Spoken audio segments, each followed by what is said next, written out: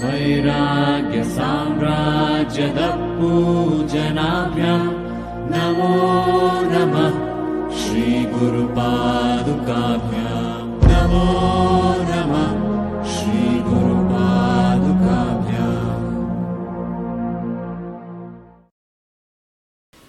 When a human being is born, a certain software is set within himself,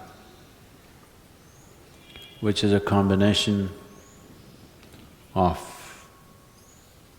time, energy, and the information that he carries with him.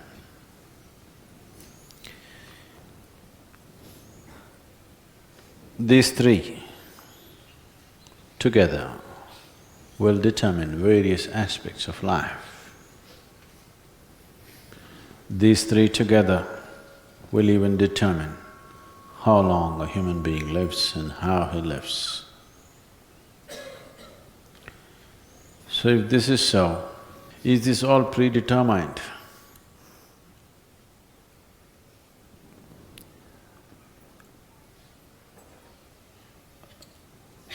The information is definitely predetermined. This does not mean you cannot take in new information. It is just that it kind of pushes you or pulls you towards certain type of things, depending upon what kind of information you have.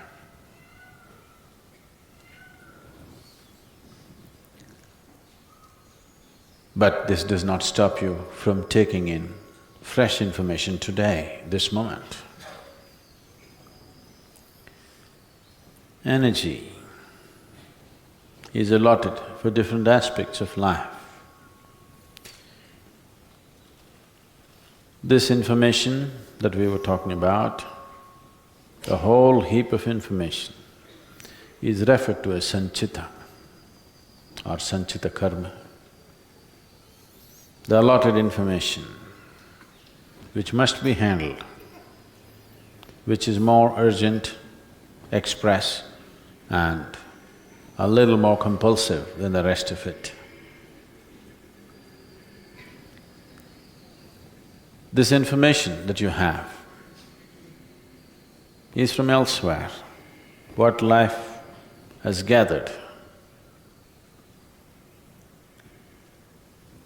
The energy allotted within the system allots according to the nature of the information. If your information or the karmic information is leaning towards or veering towards, let's say, for example, physicality, you will see the energies naturally allot themselves into the physical structure of who you are. If the information is leaning towards your intellectual process, accordingly the energy allots itself to that activity.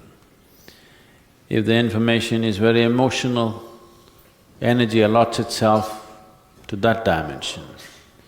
If it is inclining towards a spiritual dimension, then energy allots itself in that direction.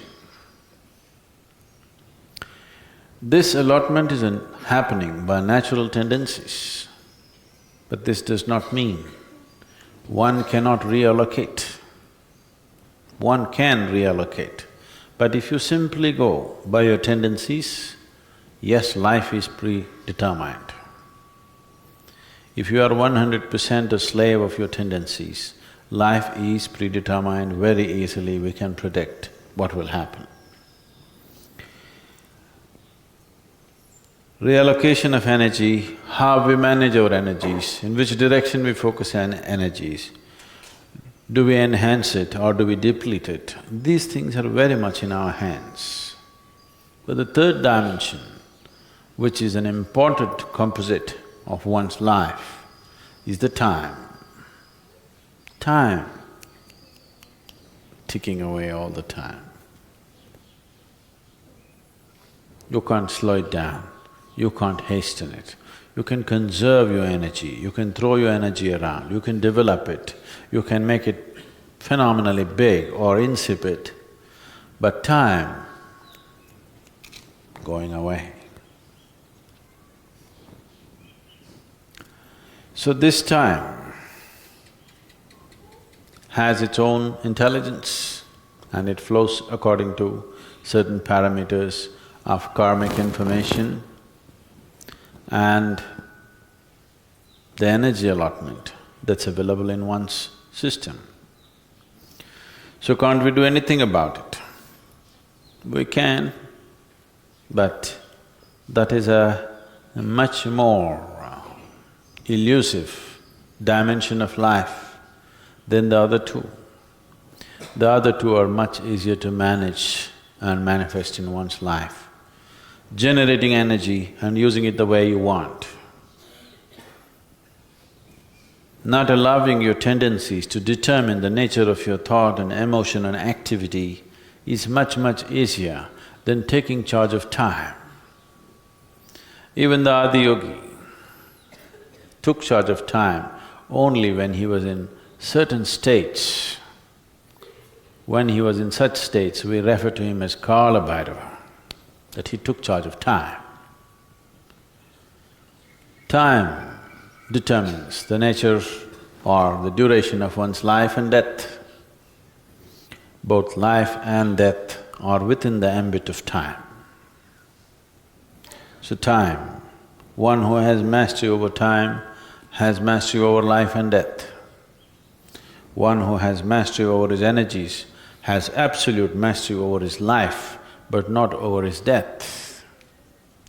One who has mastery over his information or one who has mastery over the tendencies which are caused by the information, or one who is free from the tendencies which are caused by the type of karmic information you carry, has mastery over the quality of his life, that whether this is pleasant or unpleasant. One who has mastery over his energies will determine the nature of his activity and how he lives. One who has mastery over time will determine the nature of his life and death, and he can determine whether he wants to live or die. So these three components together is the making of life. These three components together is what you are right now. The accumulation of body, the accumulation of information is essentially determined by these aspects. Depending upon what type of karmic information you have, you tend to go towards a certain type of information, certain type of activity. Depending upon how your energy is allotted, you naturally tend to choose certain type of activity. So they were asking me, Sadhguru, our activity, isn't it a barrier? If we give up activity, won't we be progressing spiritually faster?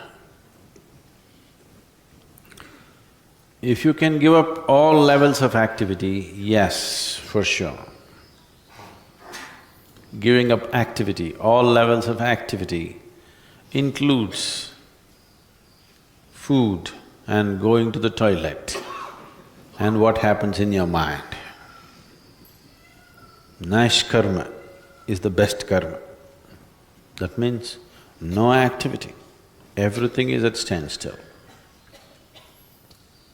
You just don't do work, that's not nice karma, that's bumming around.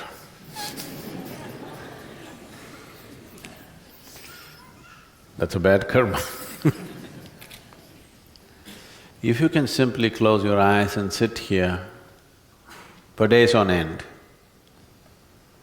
that means you're doing something good to this being.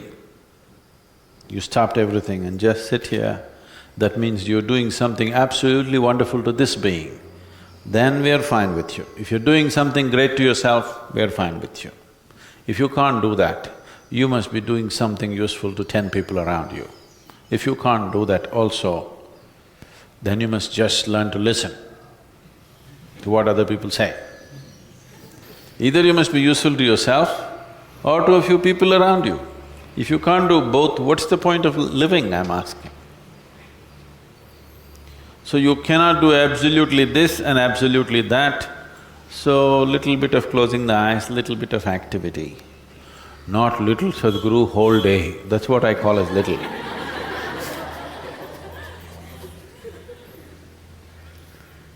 Because 24, is it such a great number? Is 24 a very big number? Even this little child knows what is 24? Yes, see. Even this little baby knows what is 24. All 24 hours. Either it must be invested in sadhana or in work. What about my sleep? That should also become sadhana and that should also become a tool for work. Rest is the basis of activity, do you understand? Rest has no purpose by itself. If you only want to rest, you must rest in peace. If you want to practice only rest, then we will bury you. You can practice rest. Rest is used only as a basis of… all activity is based in restfulness. So we want you to be in a restful condition so that you could be active. So sleeping and waking up is just management of energies, that's all. Time you cannot manage, it's rolling. If you sit, it's rolling, if you stand, it's rolling, if you sleep, it's rolling, you can't stop it. But sleep and activity is a way of managing our energies and a way of coming back with new force tomorrow morning. As you go, you're like a battery cell, slowly comes back. So you charge it up and again come back. The idea of charging the battery is to put it to use again, isn't it? Nobody charges a battery just for the sake of charging a battery.